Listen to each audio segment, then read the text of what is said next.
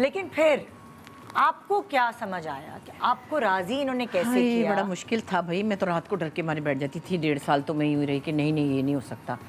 کتنا عرصہ لگا آپ کو ہاں سمجھنے میں، مطلب اپنے آپ کو سمجھانے میں 1.5 سال تو لگا کم از کم، کیونکہ بات چیت ہماری ہوتی تھی، دوستی بھی ہوتی تھی، گپے بھی لگاتے تھے، اچھا بھی لگتا تھا بات چیت کرنا. اور امی بھی اس وقت زندہ تھی میری، تو امی نے بلکہ آ کے کھانا وانا کھانا کبھی تو امی نے کہنا ہے کنا چنگا لگتا پہ ہے، کنا اچھا گلا کرتا پہ ہے. میں کہا امی جی میں تو ڈر گئی نا، کیونکہ تماشا بنتا ہے وہ تھوڑا بہت بنا. آپ کو ڈر تھا؟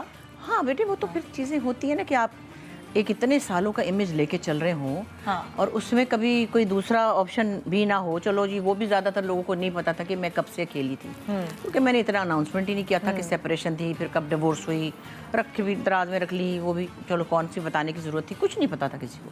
اس کے اندر اچانک سے شادی کہاں سے آ گئی، ابھی تو یہی نہیں پتا کہ سیپریشن ہے، پھر ڈیورس بھی ہوئی ہے اندر اندری. تو وہ کافی ساری چیزیں تھیں. ظاہر ہے بچوں سے بھی ڈسکس کیا تو خیر نیری نے بھی کہا کہ اماں آپ یہاں کے کر لیں. میں نے کہا نہیں بھائی، یہاں تو وہاں تو میں ہوں. اچھا، نیری نے مشورہ دیا؟ وہی تو نیری بھی بہت. ہاں تو نیری اس میں بہروز، وہ پھر نانا ابو بیچ میں وہ ہے، پھر عباس بھائی، اور تو وہ تو پھر فریفتہ ہو گئے دونوں کے دونوں. اب یہ دونوں نے پکڑا ہاتھ اور پکڑ کے ان کو کہا، انہوں نے کہا بھائی یہ تو بہت گھبراتی ہیں، میں ان کو پریشر نہیں دے سکتا، آپ مطلب دیکھ لیں، یہ بات تو چل رہی لیکن یہ ایک دم سے ہڑبڑا کے اٹھ جاتی، کون آئی ڈی کارڈ چینج کرے گا، کون یہ، اور کہاں آئے گا تو فلاں جگہ پہ یوں ہوگا تو فلاں یوں. تو مجھے باقاعدہ اٹیک پینک ہوتے تھے.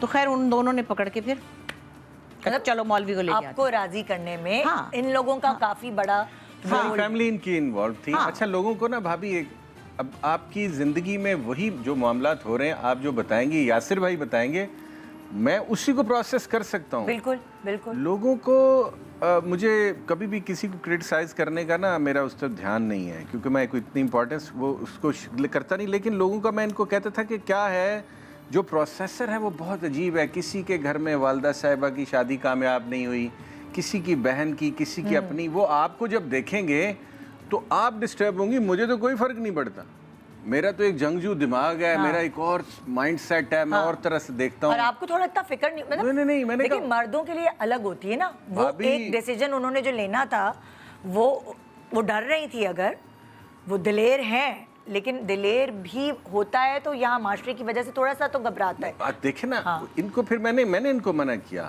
اب کسی نے مجھے کہا بھی، میں جو ریسنٹ سیریل لکھ رہا ہوں اس کے اندر میں نے لکھا بھی ہے کہ وہ کریکٹر کہتا ہے کہ وہ بچے، مجھے محلے دار سارے کہہ رہے ہیں کہ بیٹی کا خفیہ نکاح کر دیا رہا. بھابھی آپ اتنے میچور لوگ ہیں، کبھی خفیہ نکاح ہوتا ہے اس میں 4 گواہ ہوتے ہیں، ایک مولانا صاحب ہوتے ہیں، کچھ 4-6 ادھر سے ہی. اگر میں کسی کو پہلے دن آپ کے سیٹ میں ملاؤں، اگر مجھے اتنا ہی چھپ کے کرنا ہے، خفیہ نکاح کیسے ہو سکتا ہے؟ اچھا نہیں، آپ کو لوگوں نے مشورے دیے کہ خفیہ نکاح کر لیں. میں کہہ رہا ہوں خفیہ ہوتا ہی نہیں ہے. مطلب میں بتا رہی ہوں کہ ہم نے اس کو خفیہ ایسے رکھا کہ ہم نے اس کو اناؤنس نہیں کیا کچھ دن.